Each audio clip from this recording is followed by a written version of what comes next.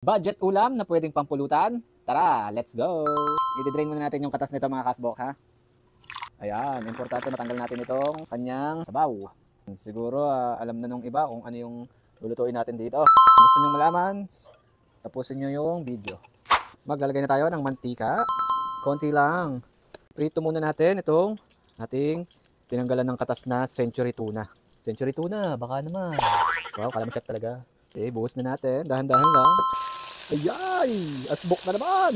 Halu-haluin nga lang natin sa ma-toasted. Okay na mga kasbok. Ito ang kanyang itsura. Ihulog naman natin ang ating sibuyas, bawang, sili.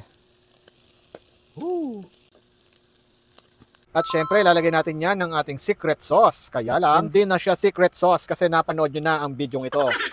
Kaya kung gusto nyo pa makadiscover ng mga secret recipe, ay manood lang kayo ng manood kay Kasbok. Halu-haluin natin yung ating ginawang sauce. Wow, sarap ito mga Kasbok. Ilalagay natin ngayon yung itlog.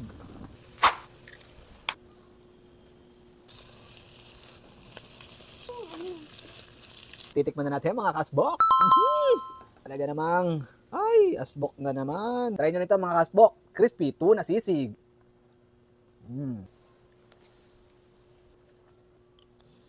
Solid mga kasbok. Try nyo din to. Panalo. Asbok! Busog na naman!